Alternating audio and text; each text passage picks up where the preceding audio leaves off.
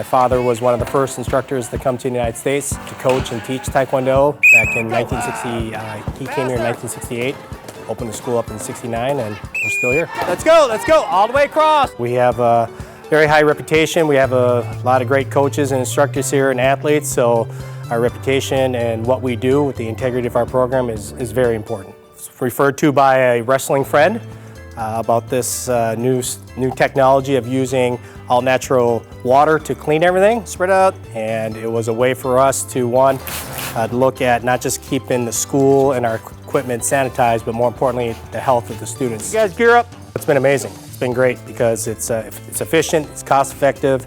It allows us to work with our high performance team, play defense a little bit, basically in the same capacity that we were before, because now it allows us to use this non-stop. Whenever we're holding targets, we can spray the targets. We're sparring, we can spray our gear, spray their skin. It's chemical free, so it's just like you taking a shower.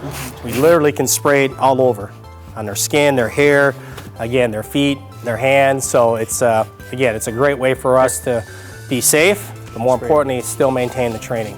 You can spray your gear. It's so simple. I mean, a 5-year-old, my kids can do it. All you basically do is you go in there, you turn the water on, you hit a button, wait a second, and the water flows out and you fill up whatever you're cleaning with, and just like that, you're done. We don't have to, buy bleach, we don't need to get towels, you don't need to get the wipes. I mean, it's basically all in one product, so we can just spray it on everything. We spray it on the carpet, mats, walls, equipment.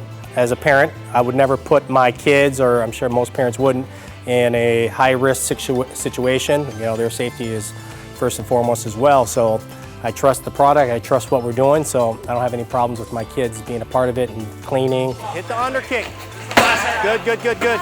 This allows us to continue the training at a high level. Touch the earpiece right now.